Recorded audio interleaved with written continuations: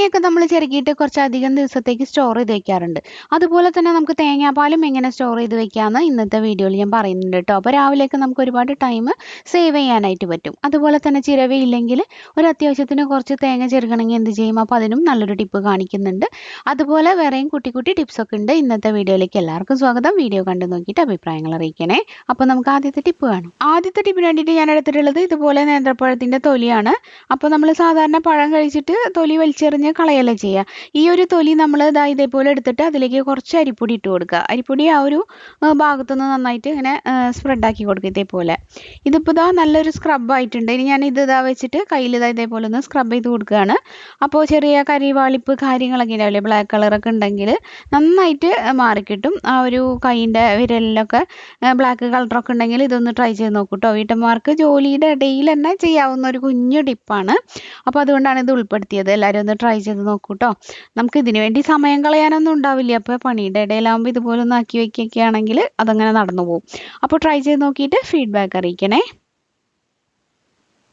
അടുത്തത് ഇതേപോലത്തെ കുപ്പികളൊക്കെ ക്ലീൻ ചെയ്യാനുള്ള ഒരു ടിപ്പാണ്. അപ്പോൾ ഇത് പാല് കൊണ്ടുവരുന്ന കുപ്പിയാണ് കേട്ടോ ഇവിടെ. അപ്പോൾ നമ്മൾ ഇവിടെ പാലൊക്കെ ഇതുപോലത്തെ കുപ്പിയിൽ കൊണ്ടുവയ്ക്കുകയാണ് ചെയ്യുക. അപ്പോൾ നമ്മളത് എടുത്തിട്ട് ഈ കുപ്പി കഴുകിയിട്ട് അവിടെ തിരിച്ചു വയ്ക്കണം. അപ്പോൾ അത് ക്ലീൻ ചെയ്യുന്ന സമയത്ത് അതിൽ നിന്ന് പാലിൻ്റെ സ്മെല്ല് പോകാൻ കുറച്ച് പാടാണ്. അപ്പോൾ അതിനുള്ള ഒരു ടിപ്പാണ്. അപ്പോൾ ഇങ്ങനെ ഉണ്ടെങ്കിൽ, അതല്ലെങ്കിൽ വേറെ ഏത് കുപ്പിയായാലും നിങ്ങൾക്ക് കുറച്ച് സ്മെല്ലൊക്കെ ഉള്ള കുപ്പികളാണെങ്കിൽ ഇതുപോലെ ഒന്ന് ക്ലീൻ ചെയ്താൽ മതി. ഇതുപോലെ കുറച്ച് ന്യൂസ് പേപ്പർ ഇതിലേക്ക് ഇട്ട് കൊടുക്കുക കേട്ടോ. എന്നിട്ട് നമുക്കിതിലേക്ക് ബ്രഷ് ഉണ്ടെങ്കിൽ ബ്രഷ് ഇട്ടിട്ട് ക്ലീൻ ആക്കുക. അതല്ലെങ്കിൽ ഇതുപോലത്തെ അലുമിനിയം ഫോയിലിൻ്റെ ഉണ്ടെങ്കിൽ അതൊന്ന് ചുരുട്ടിയിട്ട് ഇതിൻ്റെ ഉള്ളിലോട്ട് ഇട്ട് കൊടുക്കുക. ഒരു നുള്ള് ഡിഷ് വാഷ് ലിക്വിഡും കൂടെ ചേർത്തിട്ടൊന്ന് നന്നായിട്ട് കുലുക്കി കൊടുക്കുക. ആ ഒരു എന്താ പറയുക, അലുമിനിയം ഫോയിലിൻ്റെ ഉള്ളതുകൊണ്ട് തന്നെ അതും ഈ ഒരു ന്യൂസ് പേപ്പറും ചേരുന്ന സമയത്ത് നല്ലോണം തന്നെ ക്ലീൻ ആയിട്ട് കിട്ടും. പിന്നെ എല്ലാ സ്മെല്ലുകളും പോയി കിട്ടുകയും ചെയ്യും. അപ്പോൾ ഇതുപോലെ കുപ്പി, അച്ചാർ കുപ്പിയൊക്കെ ഇല്ലേ, അങ്ങനത്തെയൊക്കെ ക്ലീൻ ചെയ്യുന്ന സമയത്ത് ഈ രീതി ഒന്ന് പരീക്ഷിച്ച് നോക്കുക. എന്നിട്ട് ഫീഡ്ബാക്ക് പറയണേ. ഇനി അടുത്തൊരു ടിപ്പ് എന്താണെന്ന് വെച്ചാൽ, നമ്മളിതുപോലെ ഷേക്ക് ഉണ്ടാക്കുകയോ അതുപോലെ മാവ് കരയ്ക്കുകയോ ഒക്കെ ചെയ്ത് കഴിഞ്ഞാൽ മിക്സിയുടെ ആ ഒരു ബ്ലേഡിൻ്റെ അടിയിലുള്ള ആ ഒരു നമ്മൾ അരച്ചതിൻ്റെ ബാക്കിയൊക്കെ ഇരിക്കുന്നത് ക്ലീൻ ചെയ്ത് കളയാൻ കുറച്ച് പണിയാണ്. ഒരു 5-10 മിനിറ്റ് മിക്സി അങ്ങനെ വെച്ചിട്ട് ക്ലീൻ ചെയ്യുകയാണെങ്കിൽ പിന്നെ പറയും വേണ്ട, ആകെ ഒട്ടിപ്പിടിക്കും. അപ്പോൾ അങ്ങനെയുള്ള സമയത്ത് നമുക്ക് ചെയ്യാൻ പറ്റുന്ന ടിപ്പാട്ടോ. ഞാനിപ്പോൾ കുറച്ച് ടിഷ്യൂ പേപ്പർ ഇതിലേക്ക് ഇട്ട് കൊടുത്തിട്ടുണ്ട്. ടിഷ്യൂ പേപ്പർ ഉണ്ടെങ്കിൽ മാത്രം മതി, അല്ലെങ്കിൽ അത് സ്കിപ്പ് ചെയ്തോളൂ. പിന്നെ ഒരു ഡ്രോപ്പ് ഡിഷ് വാഷ് ലിക്വിഡ് ഇട്ട് കൊടുക്കുക. പിന്നെ നമുക്ക് ഇളം ചൂടുവെള്ളം ഇതുപോലെ ഉണ്ടെങ്കിൽ ഇളം ചൂടുവെള്ളം എടുക്കുക, അല്ലെങ്കിൽ സാധാരണ വെള്ളം മതി. അതും കൂടെ ഒഴിച്ചിട്ടൊന്ന് നന്നായിട്ട് പൾസ് ചെയ്ത് തിരിച്ചെടുക്കുക. അപ്പോൾ ഇതേപോലെ നന്നായിട്ട് ഇങ്ങനെ പതഞ്ഞ് വരും കേട്ടോ. ഇതേപോലെ. ഇനി നമ്മളിത് വേറെ സ്ക്രബ്ബറൊന്നും വെച്ച് കഴുകണ്ട, വെറുതെ പ്ലെയിൻ വാട്ടറിൽ കഴുകിയാൽ തന്നെ നല്ലപോലെ വൃത്തിയാവും. അപ്പോൾ ഇതും ട്രൈ ചെയ്യണേ. ഇനി അടുത്തത് നമ്മുടെ സബ്സ്ക്രൈബേഴ്സിൽ ഒരാൾ ചോദിച്ചിരുന്ന ഒരു ടിപ്പാണ് കേട്ടോ.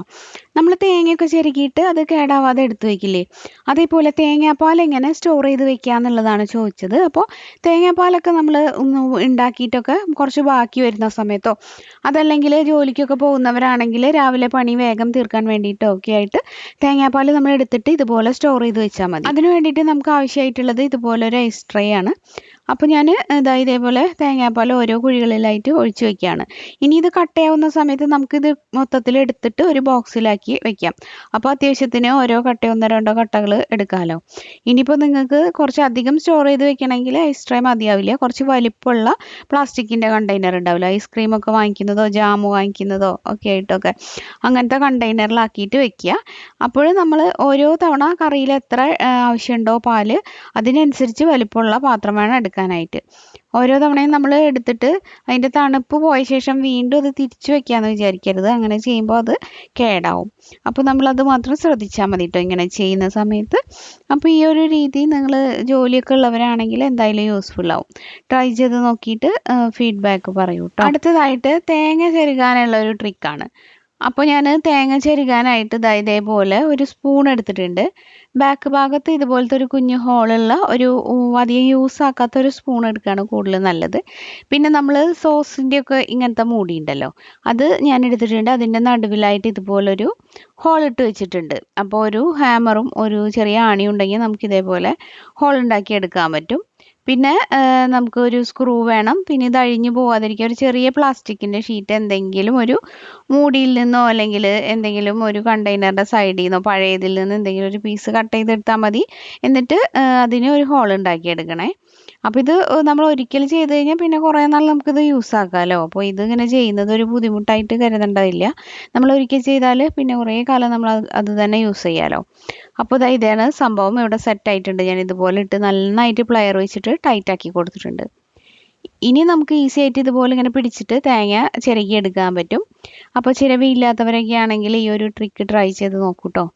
അപ്പോൾ നമുക്ക് ഇരിക്കാനൊക്കെ ബുദ്ധിമുട്ടുണ്ടെങ്കിലും തേങ്ങ ചെരുകാനൊക്കെ ഇരുന്ന് ചെരുകാനൊക്കെ ബുദ്ധിമുട്ടുള്ളവർ ഈ ഒരു സംഭവം ഉണ്ടാക്കി വെച്ച് കഴിഞ്ഞാൽ നമുക്ക് അത്യാവശ്യത്തിന് കുറച്ച് തേങ്ങ പെട്ടെന്നൊക്കെ ചെരുകിയെടുക്കാൻ പറ്റും. ഒരുപാട് തേങ്ങ ചെരുകേണ്ടവർക്ക് ഇതത്ര യൂസ്ഫുള്ളായ മെത്തേഡ് ആവില്ല. പക്ഷെ കുറച്ചൊക്കെ ആവശ്യമുള്ളവർക്ക് ഇതേപോലെ ചെയ്തെടുക്കാൻ പറ്റും. കണ്ടോ, നന്നായിട്ട് തന്നെ തേങ്ങ നമുക്ക് കിട്ടുന്നുണ്ട്. ഈ ഒരു സ്പൂൺ കൂടി ഉള്ളതുകൊണ്ട് തന്നെ ഒരു പിടി ഉണ്ടാകുമ്പോൾ നമുക്ക് എളുപ്പത്തിൽ ഇങ്ങനെ പിടിച്ചിട്ട് ചെയ്യാനും പറ്റും. അപ്പോൾ ഈ ഒരു രീതി നിങ്ങൾ ട്രൈ ചെയ്ത് നോക്കൂ കേട്ടോ, ഇങ്ങനത്തെ സംഭവങ്ങളിലൊക്കെ താല്പര്യമുള്ളവർ. അപ്പോൾ ഇന്നത്തെ വീഡിയോയിൽ പറഞ്ഞ ടിപ്സൊക്കെ നിങ്ങൾക്ക് യൂസ്ഫുൾ ആയിട്ടുണ്ടാവുമെന്ന് വിചാരിക്കുന്നു. വീഡിയോ യൂസ്ഫുൾ ആണെങ്കിൽ ഒരു ലൈക്ക് തരിക, അതുപോലെ ഫ്രണ്ട്സിനൊക്കെ ഒന്ന് ഷെയർ ചെയ്ത് കൊടുക്കുക.